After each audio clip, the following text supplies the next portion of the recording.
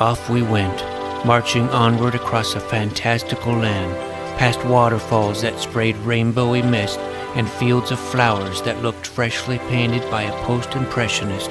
I felt Lysandria's otherworldly winds gently blowing through my hair for the first time, and took a moment to appreciate what I couldn't appreciate before. This was the real deal, an RPG fan's dream. It had monsters, magic, and of course, maidens. If a romance with Tia bloomed as bright as the Lysandrian wildflowers, maybe I wouldn't want to ever go home.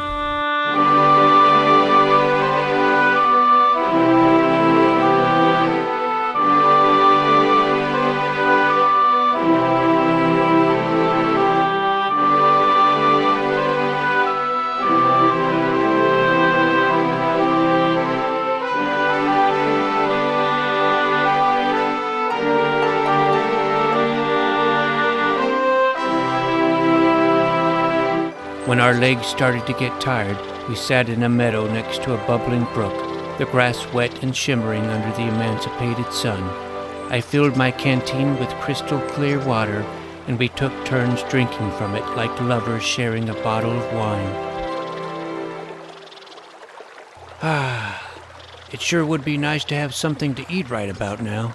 Oh, hold on. Tia rifled through a purse that hung from her girdle and produced a small jar containing a white substance. Would you like some mushmarrow floof? I nearly forgot I had it. Mushmarrow floof? That almost sounds good, but I'm too hungry to care. Let me have some of that. Delicious, isn't it?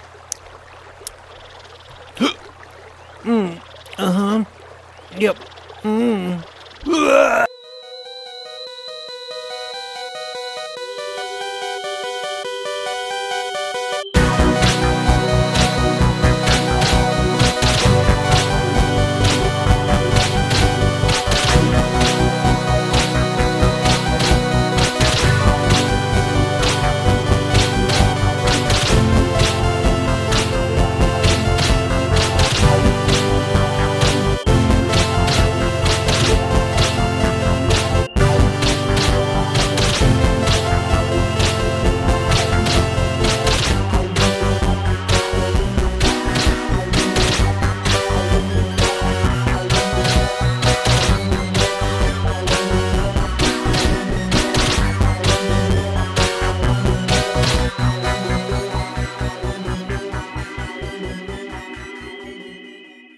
Mushmarrow floof tasted like butt-flavored Spam. As I was hunched over the creek heaving, I noticed footprints in the mud, small with only 4 toes. Flurf! Flurf's been here. See? I can track these. Really? Well, what are we waiting for? Flurf's footprints meandered with the brook for a ways and then returned to the path, heading in the direction we were already going. Maybe my wayward friend knew I'd follow his tracks, and he was still leading us to the LARP. After what seemed like half a mile or so, the footprint circled around and stopped near a round, discolored patch of dirt on the road before continuing on. Something must have been there that caught Flurf's attention. I took a pinch of the dirt and held it up to my nose. Horse chips. Good old Flurf. He was following the feces. Tia, these tracks look fresh. I think if we hurry, we can catch up to him. If you say so. Running as fast as we could while still keeping sight of the footprints, we covered a lot of ground. And then the footprints abruptly ended.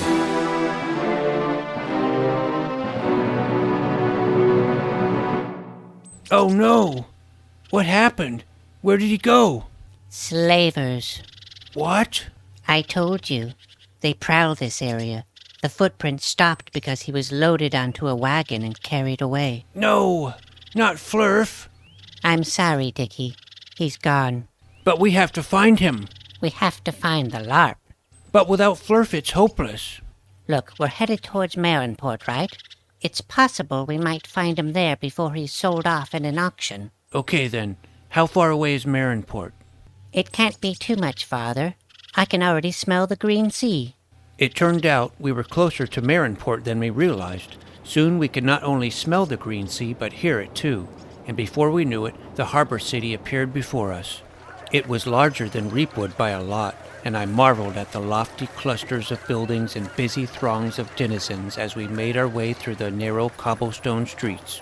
Tia insisted on wearing Wendell's green robe with a hood up as to not attract attention, but I wasn't sure why she would have stood out in the first place. She seemed to know where she was going, and I followed her to a bustling seaside marketplace ripe with the heavy scent of fish and brine. Wasting no time, she went directly up to one of the many stalls and addressed the vendor. Excuse me, do you know if there is to be any slave auctions today? They're over. Some more tomorrow, I think. I see. Dang it, we're too late. It was a long shot anyway. I guess we can still inquire around.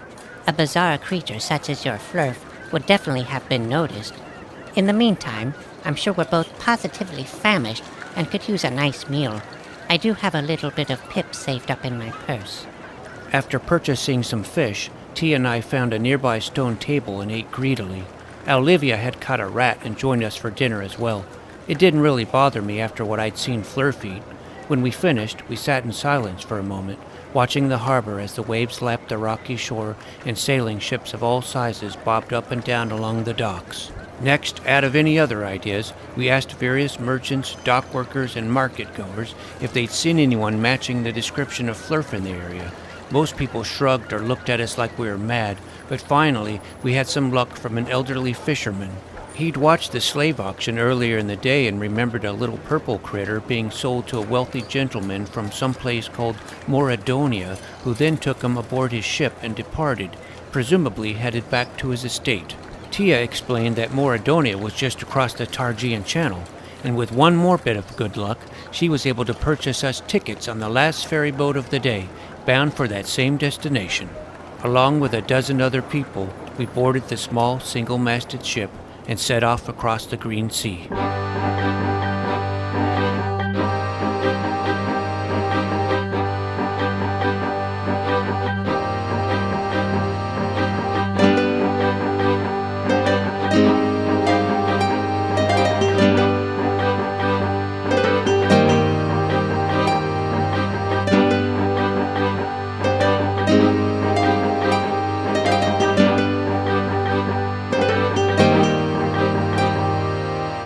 The water was calm, but a steady wind carried us at a good clip. Occasionally, when the late afternoon sun shone just right on the surface, you could catch a glimpse of the green tint that gave the sea its name. An hour or two into our voyage, with the coast of Moradonia a long speck on the horizon, another ship seemed to catch the ferry captain's notice. Nervously glancing at it, he suddenly turned pale as the ship's flag came into view. Prominently displayed on the stern of the ship was a black flag emblazoned in white paint with the skull of a parrot and two crossbones. It's the Polly Roger. The passengers started to murmur anxiously about pirates and clutched their belongings to their chests.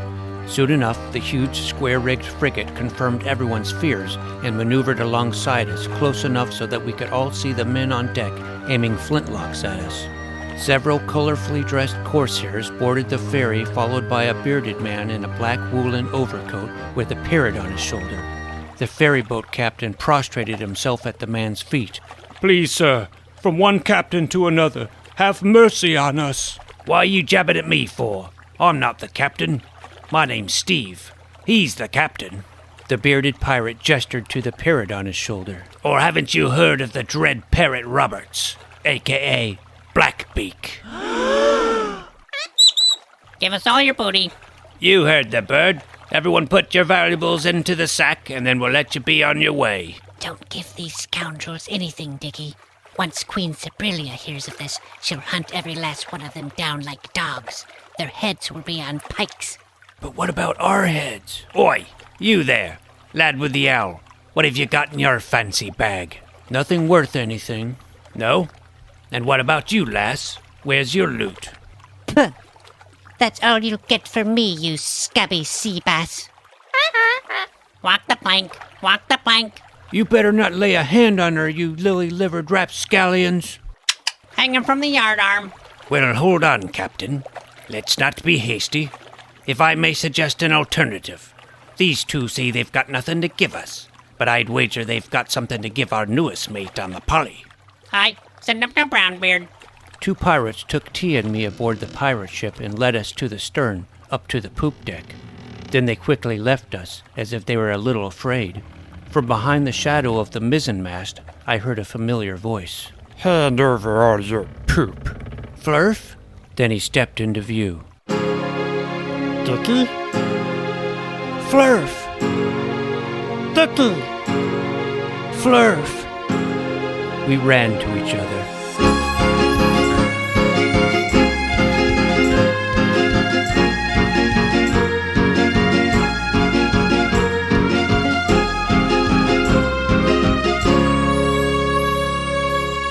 Oh. What happened to gray hair? Oh, that was just a costume. What are you doing here? We looked all over for you. Flurf got rescued from slavery by Blackbeak, and now Flurf a poop pirate. Well, I guess that's why they called you Brownbeard. Looks like you've gotten your fair share of plunder. Missed you, buddy. Hello, Flurf. I think we got off on the wrong foot earlier. We're looking for the LARP, and I hear you know where to find it. Is this true? Flurf know where LARP is. And can you tell us its exact location? Have to show you. Well, can't you draw a map? What is map? Tuh, a fine sailor you'll be. Sorry, that was rude. But at least tell us if it's not too terribly far from here. It not far. Now remember, Flurf, you've said that before. It not far. It only on other side of sea. You mean Moradonia? Yeah, it in big garden just off water. Great. Now just have your pirate mateys let us all go and then show us the way. Avast ye. Flurf swore oath of allegiance to pirate crew. Drat! There must be some way of getting out of your contract. We'll need to parley with Blackbeak. Back on the main deck, we found Steve giving orders to the crew while the other pirates continued to rob the ferryboat passengers of their riches. Blackbeak was not on his shoulder. We explained our situation, and Steve relayed it to Blackbeak, who'd already retired to his cabin. Afterwards, the first mate returned. Now, because in the short time we've known Brownbeard, he's proven to be such a lovable scallywag, the captain has agreed to allow the two of you your leave without payment, on account of your being his mates. But he won't nullify Brownbeard's articles of agreement without substantial monetary compensation, or a term of service from you of no less than 2 weeks aboard the Polly Roger. So what you're saying is, we either pay for Flurf's release now, or work it off for 2 weeks. Aye, or go with the ferry without the little bucko. Well, I refuse to work for cutthroat criminals. Come on, Dickey. We're leaving on the ferry, and we'll just have to find the LARP ourselves. Dickey? Sorry, but I'm not leaving Flurf. Fine. But I'll not sleep in the forecastle with all the other filthy misfits. I'll be in the hold. And Dickey, you can forget about getting any more mushmarrow floof from me for quite some time. Oh, someone's in trouble. And with that, Tia stormed off. Flurf was ordered to swab the poop deck, and I was left alone with Olivia while Steve left to tell the captain we'd be staying on. I sat down on a crate. I guess it's pirate lives for us now, Olivia. Who would have thought? I wish you could talk like Blackbeak, because I sure could use some of your owlish wisdom right about now. This is awkward, but I can talk, Dickey. What? Yeah, sorry. I knew you was thinking earlier that you was only playing a game or something, and I didn't want to frighten you. Plus, I was a little scared to speak up for myself. You were scared? Of me? Of Tia. Oh, she's not so bad. I don't know, Dickey. Something don't sit right with me about her. For one thing, she don't have the accent of a simple ranger's daughter. She sounds more fancy-like to me, and the way she carries about bossing you round and such sounds like she's used to getting her way. I'd reckon she's a princess. A princess? They call it slumming. When them royals decide they're bored up in their castle, they decide to muck about with the commoners and get into all manner of mischief. Wow. And why does she want you to play the LARP so badly? Ever ask yourself that? She wants to bring balance to the realm. What does that mean, though, Dickey? Well, All right, owl boy, go and fetch your sweetie. Captain wants you both swabbing the poop with Brownbeard. she's not my sweetie. At least not yet. Oh, good grief. After retrieving a still pouting Tia from the hold, we joined back up with Flurf and began mopping the floorboards with sand and salt water. Peering over the port side railing, I saw the ferry boat paddle quickly away, all of its poor passengers accounted for, except for 2. The sun would be setting soon, and I'd most likely be spending another night in Lysandria. If I ever made it back to my own dimension, I hoped it would be like the fantasy books I've read, where no time has passed at all on the other side. But I feared it could also be like the science fiction books I've read, where time moved faster on the other side. I'd still be a 12-year-old, but Plunger would be an adult, probably working at the pudding factory, and my mom would be an old lady, or worse. I pushed that thought from my mind. Ah! What's wrong, Flurf? Flurf not feel good. Is it your tummy? Uh-huh. You probably ate too much. Ah! What? He's faking it. I don't think so. Flurf have to poop. But I thought you said you only pooped once every bazillion years. At time. The hole is at the stern all the way on the other side of the ship. Don't you dare do it on the poop deck. We've just nearly finished cleaning it, and that's not what it's for. At time.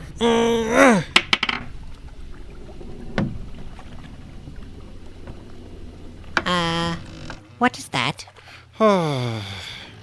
Let me see that. I'll tell you what this is. Freedom. When we showed Flurf's pellet to Steve, he said he'd never seen a bigger and more beautiful black pearl in all his days of sailing. Captain Blackbeak agreed to terminate Flurf's contract in exchange for it, and everyone consented, even Tia, although she was still in shock that a glossy, iridescent orb had come out of the little rascal. The pirates even agreed to take us to the exact cove where Flurf had seen the LARP, but because daylight was fading, we'd have to search for it tomorrow. That night, the decks of the Polly Roger echoed with sounds of merriment as her flush crew guzzled down grog and shouted out shanties under the glow of the fluff-white moon. True to their word, when dawn came, the pirates steered the ship as close along the Moradonian coastline as they could get, while Fleur sat in the crow's nest with a spyglass, searching for a specific inlet only he'd recognize. It took most of the morning, but Fleur finally found what he was looking for. Ahoy!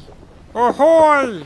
Then we paddled out to the beach in a small dinghy that was gifted to us, and just like that, the pirates weighed anchor, waved goodbye, and sailed off in search of their next prey. Not far from the sandy shore was a pathway of salt-weathered green stones leading off into a swampy thicket. That way. Here we go. Past the thicket, the pathway met a short flight of warped, mossy steps. Almost there. At the top, a hidden glade stretched out before us, and in the center of it stood a wall of perfectly manicured hedges with a stone archway entrance. A plaque said, "The Garden of Bamboozlement." Oh, great. It's a maze. Flurf, do you remember the right route? Yep.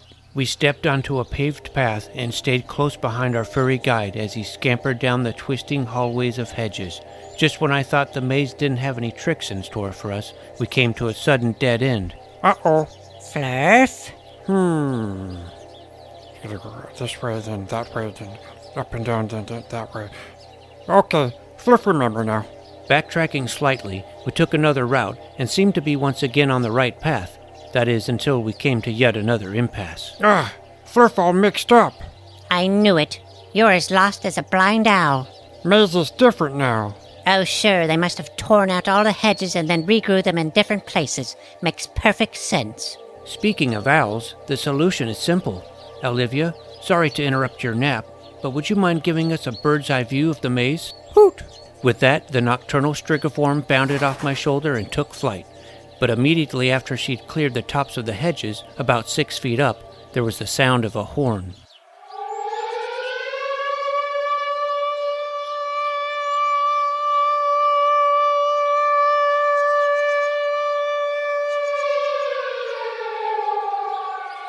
Then the flapping of other wings could be heard. And then we saw the creatures, a flock of them, descending from the sky like a meteor shower. Creatures that looked like giant bat-winged badgers. Ah, fuck me, bleeding badgers.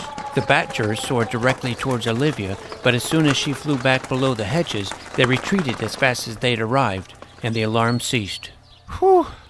I think we broke the rules trying to have a cheeky peek. You can talk. When I want to. Realizing we were going to have to solve the maze the hard way, we began wandering the winding walkways again. Once, we found a small plaza with a fountain. More than once, we passed by a statue of a strange, faceless boy, although we might have been going in circles and seeing the same statue. Another time, we encountered a slumped-over skeleton in rusted armor. Hoping to avoid the same fate, we hurried panic-stricken around the next bin. On and on we roamed until we began to hear another noise. Following it, we eventually came to an older man with a gray mustache standing on a stepladder trimming some hedges. He was wearing clothing that wouldn't have looked out of place in 1930s Jupiter Springs, including a flat cap on his head. "Excuse me, sir. Do you know the way to the LARP?" Afraid I can't help you, Sonny. I'm just the gardener. But you do know the way, don't you? Well, of course I know the way. I know every inch of this place. Then why won't you help us? Well, I can't just spoil all the fun of finding it on your own, now can I? Why, I'd be cheating you out of a valuable experience. One that teaches self-reliance. That's exactly what Mrs. Barnes, my algebra teacher, said when I asked her why I couldn't use my calculator. And she was right. The joy of learning is its own reward. But maybe you could at least point us in the right direction? All directions is the right direction if you don't give up. Now, if I was y'all, I think it'd be fruitful to remember the balance in all things. There's good and there's bad, and you must pick a side. Without notice, Tia pulled me away. This old codger isn't going to help us, so I say you sneak up behind him and club him with your staff. Then we'll tie him up and force him to tell us how to find the LARP. Oh, I couldn't do that. He seems like a pretty cool guy to me. You disappoint me, Dickey. You know, I actually wanted to make you my boyfriend, but I guess we're just two different people. We're not so different. I never told you this before, but I lost my dad too. Oh? Was he also killed by bandits? No, but I thought you said your dad was killed by wolves. I never said that. I think you did. We carried on. Along the way, I kept an eye out for any clues or patterns I'd missed before, but my mind kept returning to what Tia had said. I'd caught her in a bald-faced lie. Maybe Olivia was right about her. It was Flurf that finally tore me back out of my head. Ow! Huh? What's wrong? This bush bit Flurf. What? Let me see. Looks like you got pricked. This side has thorns. I wonder if the other side has them too. Aha! This side only has berries. Little green ones, almost completely camouflaged. But what does it mean? I'm sure fruiting shrubbery is utterly fascinating to you, Dickey, but I think we're wasting time. That's it! Fruit! The gardener said it'd be fruitful to pick a side. We just have to follow the hedges with berries in them and it'll take us right to the LARP. Bloody brilliant, Dickey. I think you're right. I rather hope so. Only one way to find out. Let's go. We walked slowly and cautiously at first, checking the hedges at every turn, then faster and faster as I learned to spot the berries with more ease. We were practically running by the time we came to another archway. There was a man standing in front of it. I thought he was a knight at first, decked in shiny chrome armor, but under scrutiny, he appeared not to be a man at all, but a robot. Cease all forward ambulations immediately. I am Igor, intelligent gear-operated replica, and I guard the LARP. Access is denied. Hello. We kinda did want to get to the LARP. Do we need to answer some riddles or something? Negative. Riddles are invalid. Okay, well, there must be some way you'll let us pass. I'm the chosen one, maybe. Entry parameters not met. Chosen one is invalid. Listen here, you crazed cogmaton. Let us through this instant. Invalid command. Maybe we need some kind of password or something. Perp. Poop not recognized. Access is denied. All right, Igor. You say you're intelligent, huh? Well, I'm Dickey. Doubly intelligent, cool kid. Actually, I just go by Dick a lot of the time. Since when? Oh, expert. Yo, I challenge you to a duel of minds. Invalid request. Fine, a duel of brawn then. Let's see how you fare against the sturdy oaken power of a druid staff. Dickey, be careful. Bam! Cease all violent maneuverings. Thwack! Hold on a second. Unzipping my backpack, I pulled out Billy Bobble's Marat and pointed it at the intelligent gear-operated replica. Boff! Behavior protocols overwritten. Command is accepted. Commencing laughter. Ha ha ha ha ha ha ha ha ha ha ha ha ha ha ha ha ha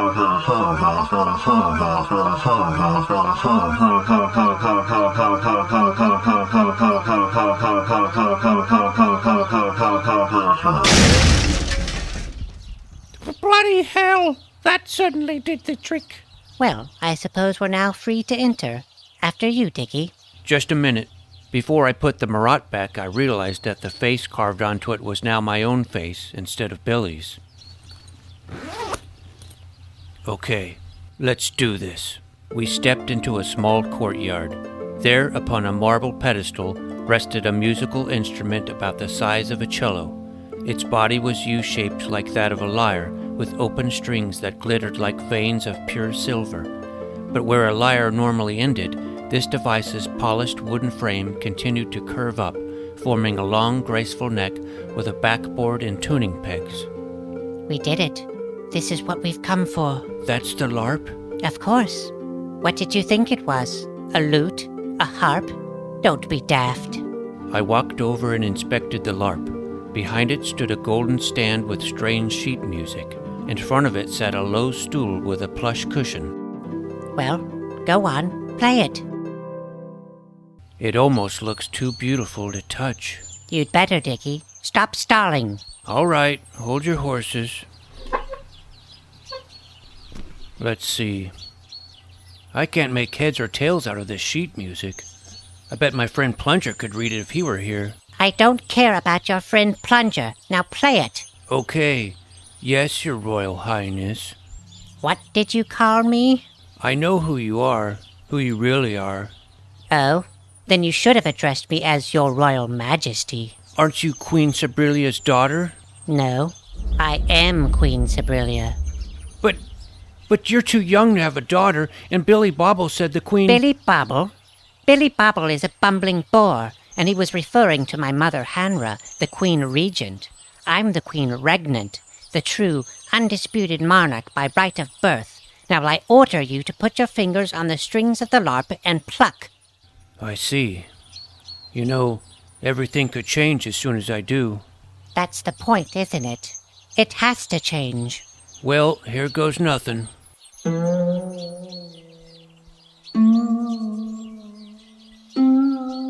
It sounds kind of out of tune to me. Play it right.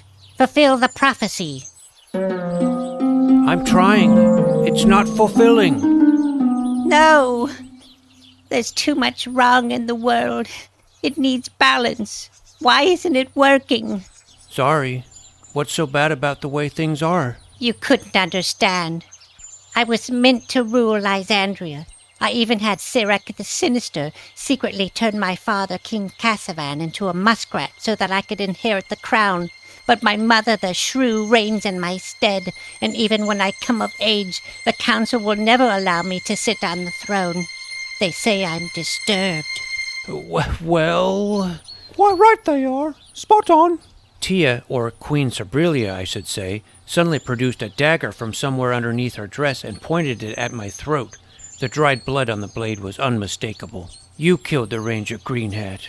I'll say you kidnapped me, and you and I will go to Iron Castle, where you will be imprisoned. There you will be forced to learn musical notation by the Master of Melodies until the day that you are proficient enough to play the LARP properly. You're out of your mind, little girl. Do as I say or die. The Queen jabbed her dagger at me menacingly, but I leaned away and then desperately tried to grab the LARP.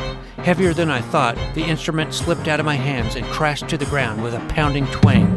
It remained intact, but as soon as it had left the pedestal, a door opened in the far wall of hedges, revealing a back exit out of the Garden of Bamboozlement. Run, Dickey. I'll hold her off. I hesitated for a second, but as soon as Sabrilia arched her arm back for another stab of her bloody dagger, I quickly ripped the sheet music from its stand. Come on, Flurf, let's get out of here. While we fled out the door, I looked back once as Olivia fluttered frantically at Sabrilia's face, the monarch screaming and stabbing the air. I'll send Serac after you, Dickey. He'll come with an army. We'll find you.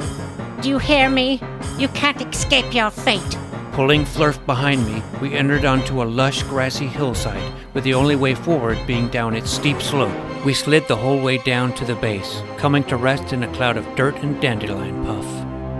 Shortly after, my loyal owl ally rejoined us, once again perching on my shoulder. Had me feathers ruffled a titch, but I'm tickety-boo compared to Her Majesty. Gave the little chit a nasty gash, I did.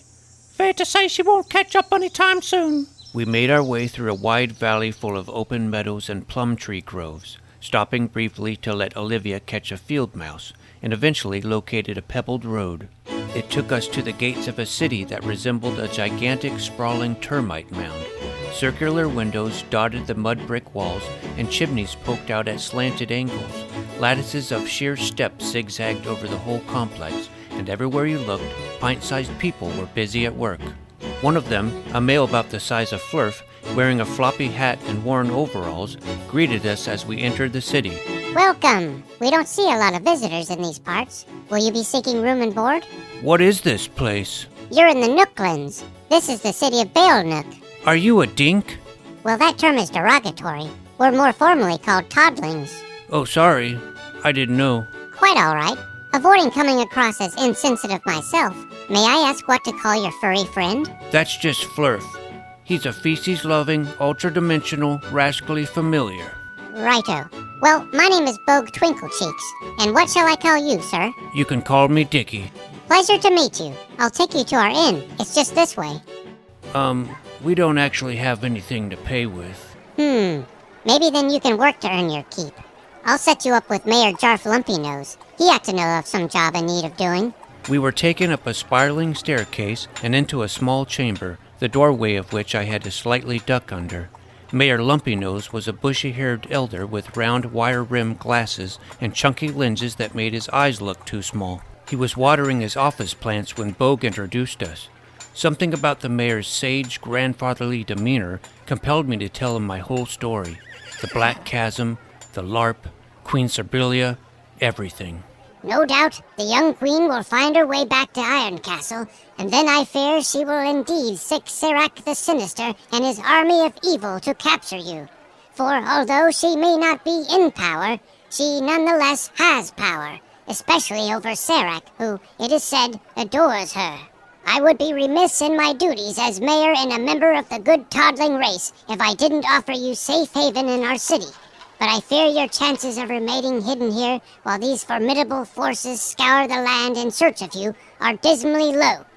Your chances on the run might be marginally higher if you are cunning and careful. But where would I go? I don't even know this world. Then there is only one option. We fight. We? Toddlings are a peaceful people. We favor celebration with poppers and parades over war with arrows and armies. But while we are short in stature, we are courageous and clever, and most of all, virtuous. We fight when it is just. So what say you, boy? Shall it be fight or flight? Ain't no one ever accused Dickey Newton of backing out of a fight. Very well. We'll likely have ample time to prepare, but we should not underestimate the Queen nor the Sorcerer. I'll send word to my top commandants to begin drawing up battle plans immediately. And so, that's what happened. Weeks passed as I oversaw the training and tactical planning of the coming attack. Brave volunteers from other cities in the Nooklands, such as Mornook, Nawafanook, and Braynook, came forward to support the cause.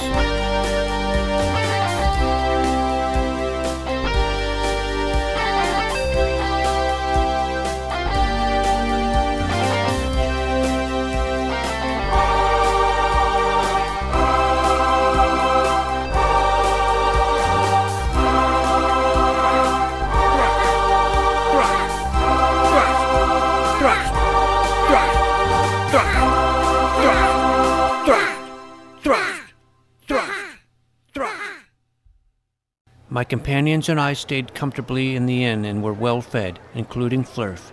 In the evening, My head filled with combat strategies and motivational speeches, I almost forgot about my life back in Jupiter Springs. It was Olivia, one late night, that reminded me. I don't mean to question your decision, Dickey, but do you really think we've got a proper chance against this Sirac chav and his whole army of blighters? Well, it won't be easy, that's for sure. I mean, I know the Queen is a right prat, but have you ever thought about just playing the bleeding LARP and avoiding all this bother? But you were the one that questioned playing it to begin with. I know I did, Dickey, but I got me feathers in such a bunch worrying about you. What if she was telling the truth about the LARP being able to open up doorways to other realms? And what if that's the only way back to your own realm? You ought to remember where you came from, all the people you left behind. You don't belong here, Dickey. I didn't realize I was so unwanted. Come on, I didn't mean it like that. I'm going to bed. As it turned out, that was the very night before Serac arrived. Bogue Twinklecheek spotted 2 warships off the coast of Moridonia the next day, and the scout Tiggin Sneakyfeet sighted a platoon of cannibals marching southward from the far opposite direction. The sorcerer was trying to besiege us, but we'd anticipated this. I sent a contingent of warriors led by Flurf to head the cannibals off and draw them westward into the drowning dunes. Another contingent, led by Tharg Grumplefist, was ordered to engage in defensive attacks against the disembarking horde on shore. The Toddlings had proven to be quite crafty, capable of constructing innovative mechanisms such as automatic repeating trebuchets, slings that slung miniature bombs, and fire arrows coated with pucky sweat, a flammable chemical that burns nearly invisible like methanol. The battle raged all day as the mixed army of reanimated skeletons, black mercenaries, and programmed cogmatons claimed incremental advances on the southern front while simultaneously seeing their numbers dwindle. And on the western front, the cannibals were suckered into chasing the much quicker and lighter Toddlings through a desert of quicksand. There was a lull in combat once darkness descended, during which a meeting was held in Mayor Lumpynose's office-turned-war room, and it was decided by all that the fight so far had gone favorably for our side, with only meager losses being reported. I was able to get a few hours of rest before the violence seemed to wake up with the sun. The first quarter of the day went about the same as the day before, and the outcome seemed promising. About midday, Flurf returned and reported that all of the cannibals, many of whom had turned to eating each other, making themselves even slower and heavier, were now dead or hopelessly stuck within the drowning dunes. Around late afternoon, the tide suddenly turned. Galvanized by an unknown trigger, Serac's troops in the south broke through our defenses and stormed into Bell Nook. Now forced to fight in hand-to-hand combat, the tiny Toddlings faced a distinct disadvantage. Valiant as they were, the scene quickly became a slaughter as the invaders cut them down like dolls. I watched the carnage from the top of Bell Nook's highest roof, and I saw the moment Serac himself entered the city square.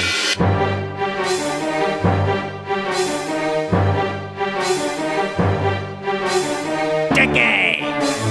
It is I, Serac! Come out and face me, boy!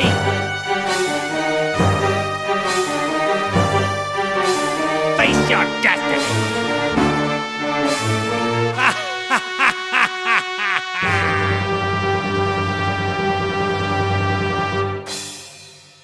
This too was anticipated. I met the sorcerer man to man. Ah, there you are, Dickey. That disguise isn't fooling anyone. You are mistaken, Serac, for I am Wendell Woolbeard, a druid of Dragondale and an 11th level element master. I think it's time you faced your destiny. So be it. Clad in black with a red cape and stand-up collar, the skull-capped Serac raised one hand in the air and demonstrated his magical aptitude by exploding nearby structures with fiery blasts.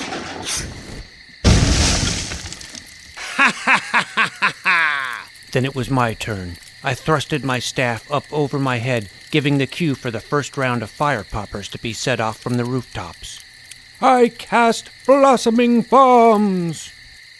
The magic user's eyes went wide as he gazed at the pyrotechnic display in the twilight sky. How did you do that? You're just a boy. You buffoon! I've only been role-playing as a boy. Want to see more? I cast Star Shower! Now his eyes showed a hint of fear, although his confident expression never faltered. Observe the Orb of Desecration! From between his hands, a luminous blue sphere of swirling plasma manifested, which he then projected into the horizon. Moments later, it popped, sending a huge shockwave rippling through the air. More like Borb of Desecration.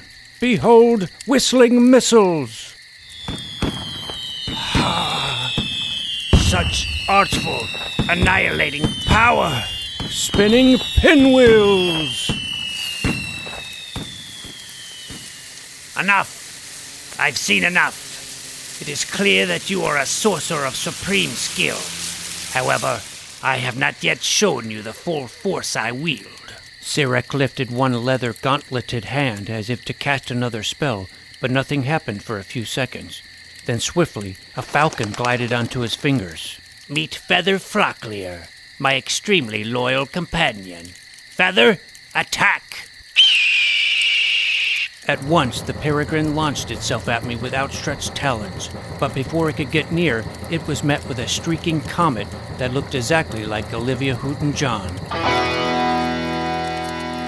The two birds collided into one another mid-air, clawing and biting. Locked in a dangerous embrace, they plummeted to the ground, flapping and kicking in a flurry of feathers. When it was all over, the falcon hopped away in retreat, one wing dangling limp. Olivia, too, had injuries. Several red patches of skin were visible where tufts had been plucked out, and one eye was swollen shut. I knelt beside her as she lay panting on the ground.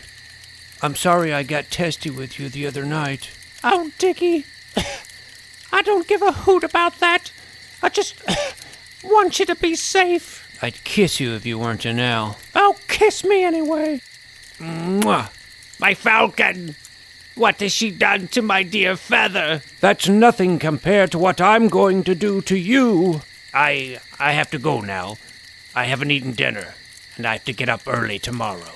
So, the sorcerer snatched up his bird and hurried off. But moments later, a voice I recognized boomed across the square. Sirach, you craven half-wit, I'll never forgive you for this.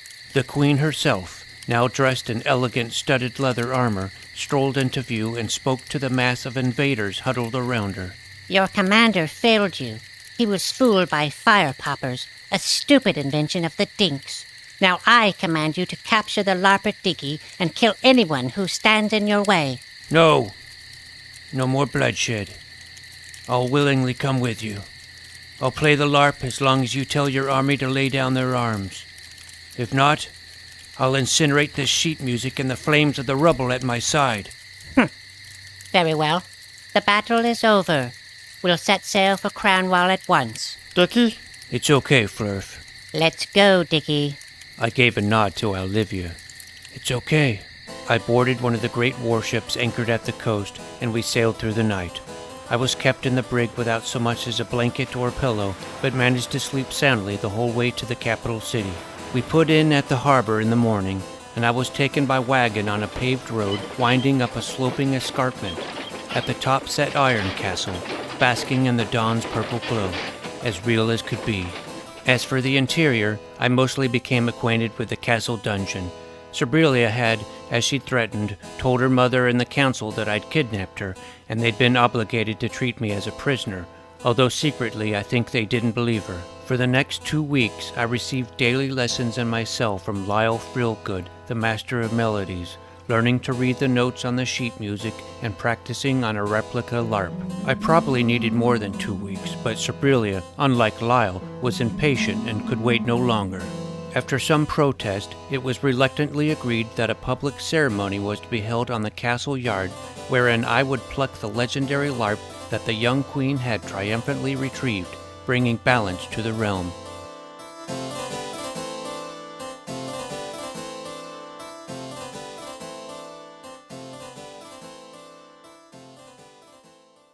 It was a bright, balmy day when I was removed from my cell and brought outside before a crowd of eager onlookers.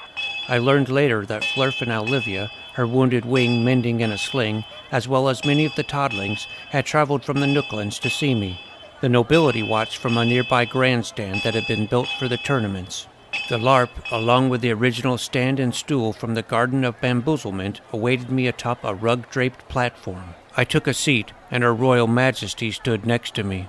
I know you feel as if I betrayed you, Dickey, and I really am sorry. I promise you, though, when I'm in charge, I'll make you my consort.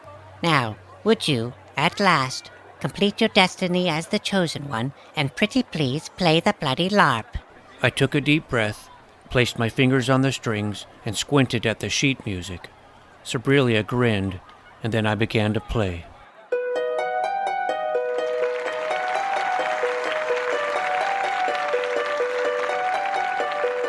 What are you doing? That isn't the song. No, but this one's from the heart.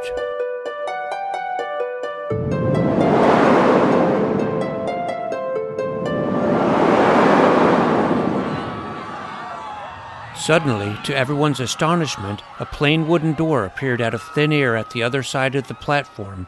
It had a door frame, but no walls holding it up, and nothing was in front or behind it. Hold on. What's this? She began walking excitedly up to the closed door. I had a bad feeling in my gut. Is there something in here for me? Tia, wait! I don't think you should open that. She looked back at me, her eyes uncomprehending, as her hand turned the knob and the door swung open to crimson light. I turned my head away as soon as I heard the noise coming out. I never saw what she saw on the other side of that doorway, and I still thank my lucky stars every day. I did see a shadow of something, however, something resembling a dragon, as its neck lurched through the portal and its toothy maw clamped around the paralyzed queen. Lifting her off her feet, the beast threw its head back and swallowed her whole. Scrambling away from its view, I rushed at the door from an angle and threw my weight at it, pushing the beast's head back into its own hellish realm and sealing the portal. As soon as the door was shut, it disappeared.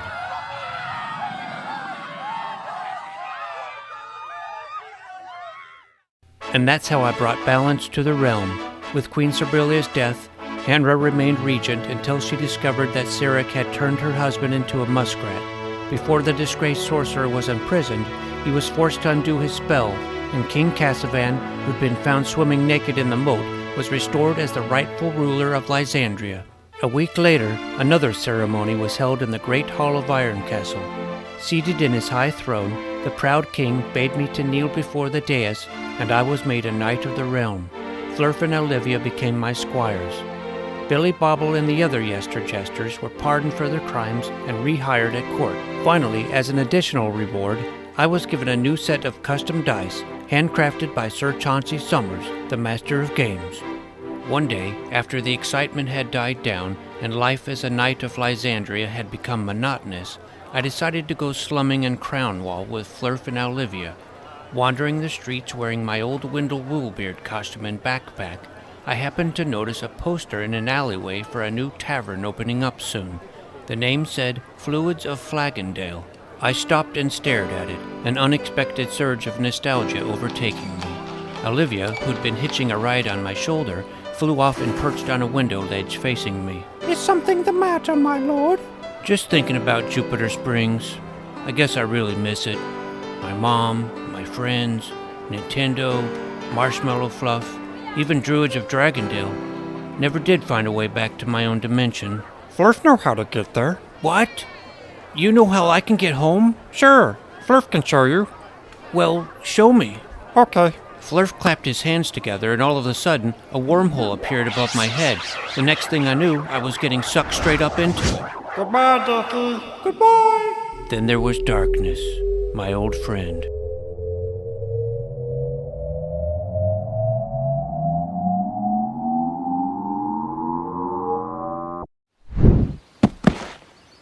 When light returned, I was face down in the dirt. Sitting up, I recognized the trees of Tolola Pines National Forest. I was back on Misty Ridge Trail, but now the mist was gone. I got to my feet and brushed myself off. There was no black chasm either.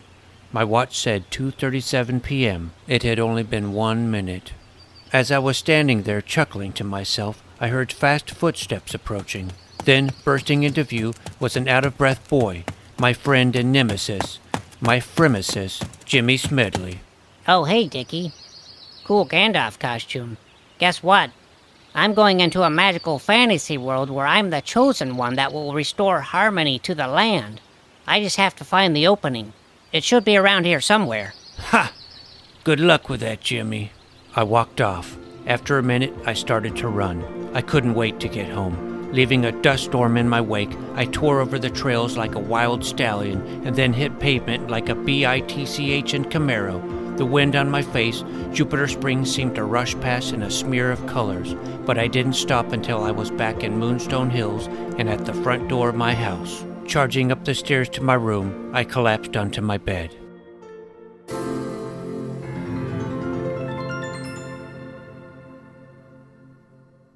I woke up just in time for game night at Plunger's detached garage. Well, it appears that most of you are done rolling up your new characters and we're ready to begin tonight's adventure in the world of Dragons of Druiddale. What did you say? Dragons of Druiddale? What dimension is this? Excuse me, I meant Druids of Dragondale. Phew. Dickey, I won't keep you in suspense any longer. The fate of Wendell Woolbeard rests in your hands. You know the situation, and you know the rules. Now, roll your die.